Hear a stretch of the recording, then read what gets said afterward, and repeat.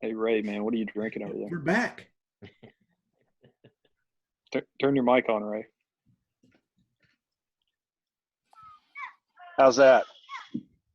I'm going to say that that's not just sweet tea. Oh, Oh, of I course hope it it's is. not. calling him out. Of course it is. Ray, where are you located? Yeah. Because it's still sunny there. You in Pardon? California? Where are you located? New Mexico. New Mexico. Hey, Ray, man, show us a different background besides your face.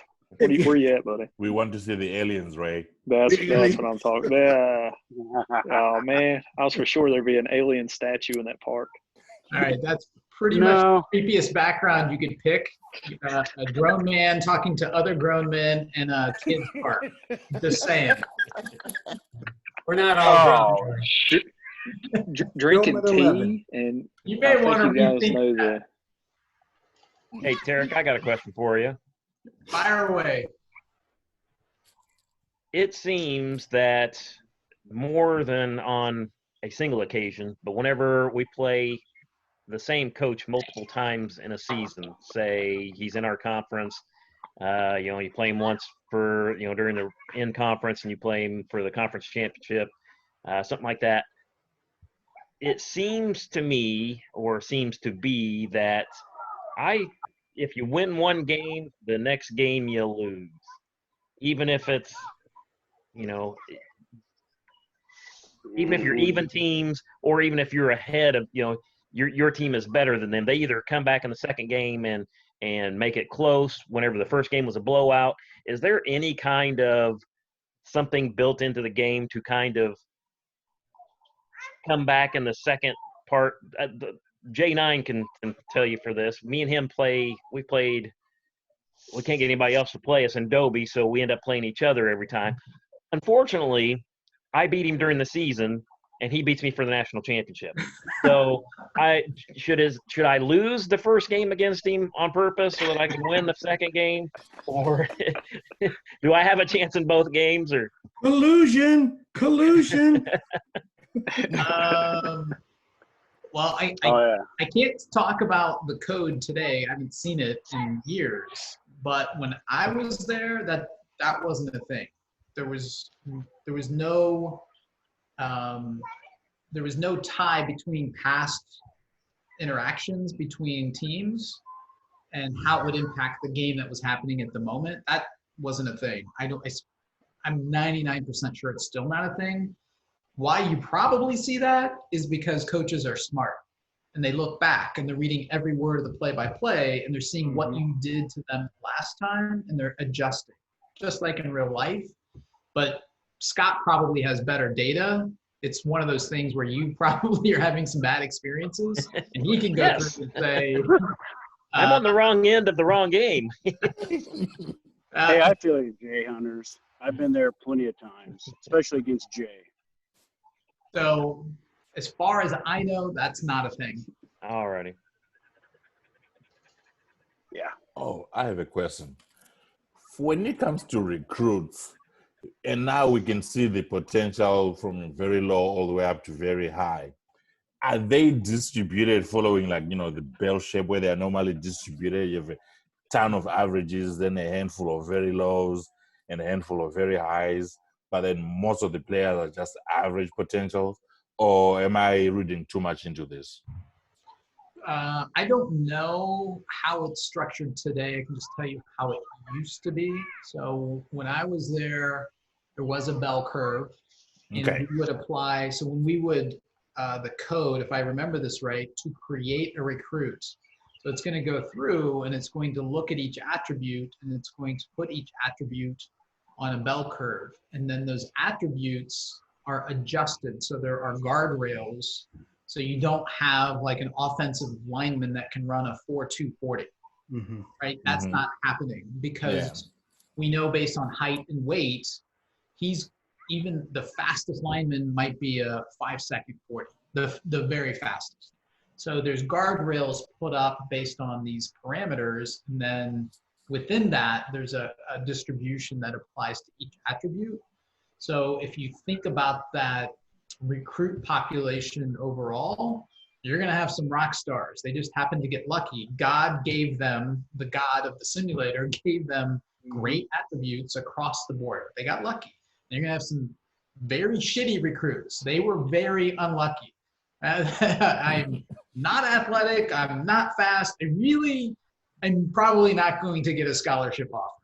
That happens too. But most of them are going to be a mix where they're, good in certain areas and they're deficient in others. And I would imagine potential is treated the same way. And Opie probably doesn't remember this. I think it was before his time, but you could take offensive linemen and make hellacious blocking running backs, fullbacks, and take a very speedy running back and make him a quarterback. And it didn't change his attributes any. So you've got this quarterback that can run like a flash, and you've got these monster heavy blocking, heavy strength, heavy tech fullbacks blocking for him, and you'd have one guy that would get 5,000 yards a season, no problem, because all you did was run him up the middle. And then, that changed to where now if you can't even convert some players to other positions, where before it was carte blanche. You could convert anybody you wanted to any position, and lo and behold, you'd have a Heisman Trophy winner quarterback that was a 50th or 60th position running back at one time. So yeah, those were the good old days. I'm actually glad it's not like that anymore, because some of those teams just whitewashed me up and down the gridiron on numerous occasions before I figured out what was going on. So speaking of which, with those recruits and stuff, Bob Hazelwood and the GD reports, were you involved with him in any of that activity, Tarek? No, I don't even know if I don't think I've even heard of Bob Hazelwood. Okay, what it is he, and for years, I'm talking well over 10 years now, he takes for every world, every recruit, everything, he has the stats on as far as the course, and he's actually got it adjusted to where the recruits are graded against their position based on the values that are assigned to each core attribute, to actually discern who is in fact the best offensive lineman or the best defensive lineman. And you actually get a visible recruiting report at the end of the recruiting cycle when it's completely over, the number one recruiting class, and it breaks it down and tells you why it's the number one recruiting class. And you can go back and look at these recruits historically to see how they were recruited, were they the number 9 quarterback, and then lo and behold, their sophomore year, they're the number 1 quarterback in the class. And yeah, Tarek, if you go to gdreports.com, you can kind of see what he's talking about there. I'm on there right now. I've never seen any of this. This is fascinating. It is fascinating. And he does it all voluntarily. I mean, there's some contribution opportunities through PayPal. And for those watching the show, highly recommend contributing. If you're using that information that Bob's put together on GD Reports, give the kind gesture and donate something. Every bit helps, because that part right there, if it could be incorporated into what Gridiron Dynasty is now, I would be it would be Christmas every day I play. This is fascinating. Yeah, he does some good work. It's a neat trick because you can track a recruit. If you see, when you recruit them, you see their potential. Then you see them as a freshman, and you can see their development until they're a senior, which is pretty cool too. When you decide to recruit, do I want to go after just the average players who are studs, or do I want to go after the players who are low but they're very high potential? Then you can compare and contrast and decide when recruiting comes around, especially in Wilkinson with the fellas. He says he's got it. He's also got it where you can update it. Yeah. He updates it when WIS updates. Mm-hmm. Yes. It's supposed it's to anyway. Relatively quick when the updates happen. It's not like 2 or 3 days later. It's usually, the last recruit signs at, midnight Eastern time, and the recruiting cycle's over. And usually by 8 o'clock the next morning, that report, all that data is gathered and made available.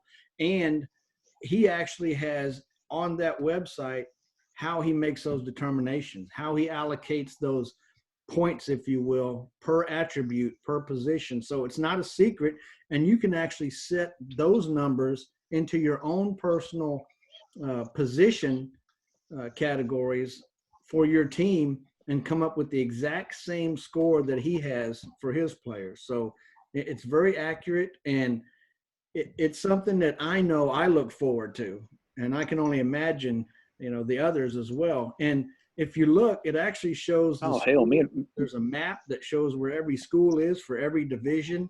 Very, very, he's got some stat stuff on there and some number stuff on there that will blow your mind. He also compares Ray can't. So you can. Yeah, Ray can't wait to tell us when he's got the #1 recruiting class. Yeah, Ray will text me first thing at 8:15 or 8:01 in the morning, going, "You seen it yet? Seen it?" Oh man, I wake up at 4 in the morning and start the refresh, waiting for it. Yeah. Oh, that's fantastic. This is super cool. I've never seen any of this. Yeah, and it goes back for years and years. And actually, if you go all the way back to the beginning, there's a point, probably, I want to say 8 or 9 seasons in, where the numbers really changed. And that's where he made some adjustments to his core values and the core ratings that provided different outputs. So, but ever since then, it's a very good tool. I know I look forward to it big time. Tarek, did you know about the recruiting tool, by the way, that used to exist? No, I don't. Maybe I did. I don't know. That was the Yatzer tool that we were talking about. Yeah. No. So the community has put together a lot of things that would be amazing if ultimately we could get some of that integrated and really make the game refreshed and I think generate more interest. Yeah, this is fantastic.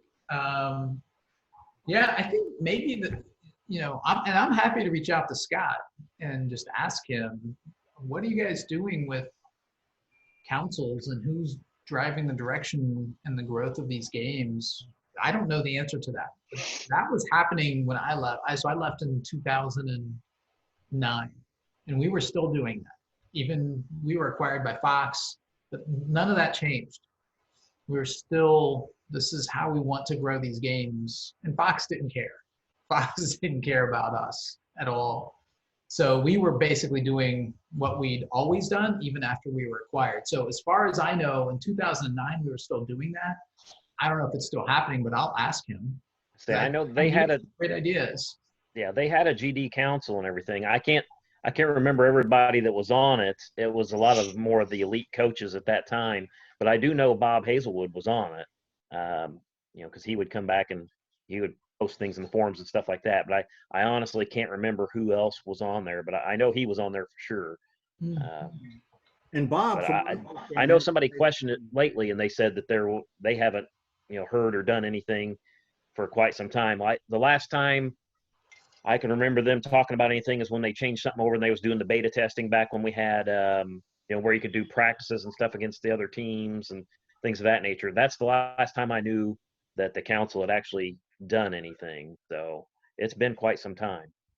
Well, yeah, I think that would be really. I'm texting Scott right now to ask him. So that's one of the things I think would be really cool is to incorporate some type of self-scrimmage, where your defense goes up against your offense and you get to try things out, whether it's a limited number of 5 games that you can do at any time before the signings start or before the classes arrive or whatever the case may be.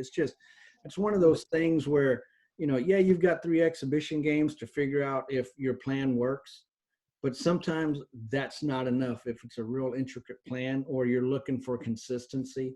The one game you do could they used to have it, didn't they? Yeah, they had that where you could scrimmage during the season. I think it was when they came out with 2.0. Mm-hmm. Yeah. But for now, I died think off. if they were to bring that back with those extra days after signing, between when signing starts and the recruits show up, use those days up for like self-scrimmage, then the 2 exhibition days after signing that are available, use those for the freshmen when they show up, then they can sort of, virtually catch up to some of the other guys, because really, realistically speaking, they won't see the field anyway. I think that would be one way of using those extra days between signing starting and signing ending. Yeah, I agree. Well, I'll let you know if he replies. Thank you. Yeah, my sense is that, you know, with the life cycle of the product, you know, it's possible that the investment was made just to see how long they could run the cycle out without having to make any substantial investment. I know he's working the best he can. No knock on him at all.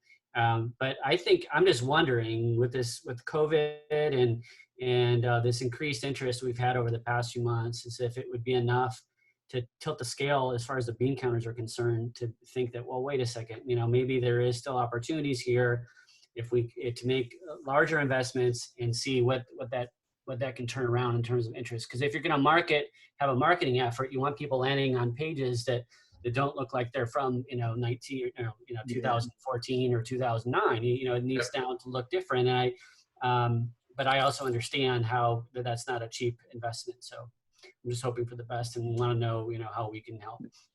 Just don't change recruiting. I think the recruiting tool and WIS is amazing. By far the best recruiting tool. I don't know if that was Tarek that you did that. That was your vision, buddy, but that's amazing. Every bit of the recruiting is top notch. That's good to hear. I mean, to me, it was my favorite part was the recruiting and the thought that would have to go in. And I remember, because I'm writing the responses of what these recruits are going to say to you as a coach, and thinking of what these kids are going to say and how they talk to you, and how can we inject clues to you that this kid is going to be trouble, right? And you can tell by the way he's responding to you, like, coach, if you sign me, I'm going to cause problems for you. And coaches would still sign these kids. So it was just, of course, it was hilarious. Us thinking of all the lines and every word and how these kids are going to respond to these coaches, and when they change their minds or some other school comes in and how they're going to inform you of that. So yeah, that's what I loved. I loved all of it. The building, the recruiting, thinking through it, RPI, everything. We wanted to be as close to real life as possible. And I knew we were really onto something when, we're here in Cincinnati, and so we would do these things all the time where we just say, hey, anybody want to go to a Reds game? And we'd put it out on What If, and we'd have 50 people show up. And we'd go to a game and we'd hang out, and they would ask, they all want to ask, how do I win? Whatever their game was, that's all they want to know. And then we go out for beers or whatever after, and they're all talking like you guys are talking. And people would come up, and I swear to God this would happen every time. People would come up and say, where do you guys coach? Because they're overhearing the conversation of recruiting and strategy, and I thought I had this game in the bag, and then last second, whatever. And people stop and say, where do you guys coach? Because you cannot tell the difference between real coaches that are talking and What If sports coaches that are talking. To the outside world, it's exactly the same. And these people are emotionally invested in these players. And I would be sad. I would be sad when this kid that nobody wanted, I recruited as a freshman, he becomes all conference, and then he graduates. You're like, I want to give him a little jersey, the last home game, because it was sad. It's like I felt connected to this kid, even though it was all whatever, it was all digital, but I still was emotionally invested in that kid. And I would be ecstatic when my kids would win awards. And I know it's stupid, whatever, I don't care. I was into it. That's my kid, and he became all conference, and nobody wanted it. Hey, Ray, you know all about that, don't you, buddy? Yep. Jay and I have a running joke all the time about different quarterbacks we had. They're coming back to, they're the quarterback coach now and all this. And yeah, we've been doing that for years as well. And see, mine wasn't so pleasant. Mine was always, you have the postseason meeting with your junior quarterback and you're like, all right, Johnson, you're getting ready to start this coming season. You're going to be the stud. And he says, but coach, I'm going pro. And you're like, no, this is your year. You got to stay. You can't leave early. What is that? And he leaves, and now you're like, oh, what do I do? And you look down the bench, and you're like, oh, we're screwed. Yeah. So my favorite one on the on the award side, and Ray's gonna love this one, man. So I made one of Ray's kids a defensive back, and Ray will tell you that he put his kid's name on a couple of recruits because if you got the same initials and name, same position, you can make player change names. Yeah. And so Ray could never win a championship with his own kids, so I grabbed one of these kids, put him on my team, and lo and behold, about 2 years later, I won a championship. And we'll be FaceTime or something or talking on the phone. I'll grab that kid and just keep rubbing that ring in his face, buddy. Keep rubbing that ring. He couldn't do it with you. So we do that stuff all the time, man. We'll add some names in there just to goof off, and it's been pretty fun. But yeah, we talk about it all the time, back and forth about favorite quarterbacks or favorite running backs, or we'll create rewards for them. We had a conference in Yoast, about 5 or 6 coaches. We created awards in Slack and would send it to each other every year. Who won our MVP? Who won our Heisman, Defense Player of the Year? They'd have trophies, pictures of their name, funny stuff to go along with it, just to kind of keep the conference thing going, and have a laugh or two. So that was pretty fun for a little while. I still like I thought I was the only one who did that. I'm glad I'm not crazy. No, we're all crazy, but crazy fun. Hey Jay, I'm going to break that trend of I can't coach my boys to a national title. One of my other son, Giovanni, he's a freshman running back once again. So. Oh, great. We're coming for you, buddy. Hey, what team is that? Because that's the team that will never win anything. Guys, I actually poor kid. She had that's nice. We had one of those situations where multiple similarities in names, and I had him as a quarterback. His name was Stacy something or another, and it's my wife's first name, so I just had him throw my last name on there, and I figured that would keep her interested in the game or get her interested in the game. It didn't work. She's like, I'm not a 6'2" black guy that can run. So, see, in GD, I always go back to some of my old teams, especially like D1AA, just to see how everyone is doing. The secretary at the front desk, how is she holding up? How is their kid doing? You see, I spend hours just looking at old teams and be like, oh, look at me. 5 straight conference titles, knocked out in the first round every single year. Scott said you don't do councils anymore. Oh. I don't know if that means he just says they haven't in a while. That doesn't mean they wouldn't. I can ask him, but he said they stopped doing that a while ago. Yeah, it doesn't hurt to ask him, man. See if he do it. He said they stopped it because the coaches weren't really doing anything to help them. So maybe they just had the wrong people. I don't know. But that's your official answer.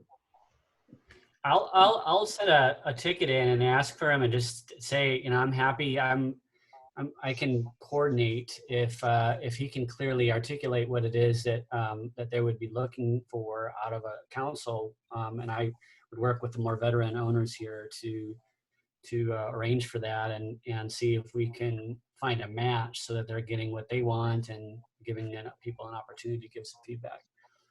Absolutely. Yeah, I mean, I'm no longer the boss of him, so I can't tell him what to do. I understand. You can. I think that's a great idea. Okay. Thank you. Just emailing, just cite me. Tarek, if you did it long enough. Go ahead. Go ahead, Magic. I was going to say, just site mail and say, can I pet that dog? You got to look it up. It's hilarious. Tarek, And Tarek, he's probably used to you telling him what to do, buddy. It's probably second nature. Just go ahead, send the message. I'm not sure he listened to me when he was supposed to listen to me. No, I'm just kidding. Scott's fantastic. He is really great. So I'm glad that he's still there. Yeah, he was very open to some of the suggestions, like when I was working with him on those recruiting potential identifiers, going from, you know, high and low. We now added the very high, the color scheme, make it visually more readily identifiable. I mean, I can scan through a recruit summary now and go, oh, there's 3 very highs, where before it was like, gosh, let me open up these 800 emails and see which one is what. So yeah, he was very receptive to that and making it happen. Hey, Tarek, how did you guys develop the game engines? Did those come from scratch, or did you find some other ideas for that, or how did that come to be? Scratch. Yeah, my passion is I love math and statistics. And I was telling Mike when we first talked, I started writing code when I was 12, and then that quickly evolved into simulation. So you're a kid, right? And so I just found it fascinating to try to predict what would happen. So this is probably around age 13, 14. And so it's everything we built, it's all from scratch. And then, honestly, you start with a model, and then it just continues to get refined because people would send in things, or people start gaming the system by converting players, and they shouldn't have converted this running back to whatever. And then it's just constant refinement. But I think, when I had left, we had simulated in the hundreds of millions of games. And they're between real people. It's not like us just testing theory. It's real people trying to win. And so it's just constant fine-tuning and refinement, but yeah, we built it all. Was the goal to have it replicate reality as much as you could? And were you doing regression analysis, like for example, against real life stats to see how close you guys were getting? Yeah, so we would start with models based on real life statistics, and then what happens in the part you don't know, it's if I have 2 real life teams and I'm going to have them play each other, you can use their historical data to pretty accurately predict what would happen. That's how gambling works. That's how they set the lines. All that exists. What we don't know is when you start mixing and matching players from different eras, or when it's based on attributes and not necessarily statistics, right? This is all new. And so we're coming up with new models for the Dynasty games that had never really been done before, other than like video games. But even then, it's really you versus an algorithm, which most people can figure out how to beat pretty easily. The wrinkle here was that you're recruiting and you're coaching against other humans. We don't know what they're going to do. And we don't know how they're going to make adjustments because you beat him the first time and now he's going to come back and kick your ass the second time. That happens. That's real life. Whereas, a simulation, a game, whatever, Madden, that doesn't work that way. So that was always my favorite part, is I want to outthink you as a coach. And now I get a chance to prove it. And how many of the people on What If are watching games on Sunday, NFL games or college games on Saturday or college basketball games on Wednesday, and screaming at the coach? That was stupid. Why are you doing this? Why are you punting on 4th and 1? Right? Why are you running a draw play on 3rd and 11? Like, they are screaming. And so people always, we felt like, wanted the chance to prove I could win. And so we wanted to give them a platform, but I didn't want it to be against computers, because that's out there. That's whatever you can go buy those games. I want it to be against other humans. And that was the part. You just don't know how that is going to go. So there's simulation engine, but the number of variables that are going into this. So you've got your players from both teams and your coaching settings, and you've got fatigue, and you've got how much time is left, score differential. All these things are factored into every play of the game. And people would always ask, well, how does the engine actually work? Well, it's literally simulating every single, if it was a pitch in baseball or a possession in basketball or a snap in football, every single one. It's not starting with the end in mind and working backwards. It's literally playing out the game, dealing with injuries, all of that. And it's got to factor in what you want as a coach to happen. So it was tremendously complicated, especially for kind of when we launched this in 2000. Nobody was doing this. Nobody.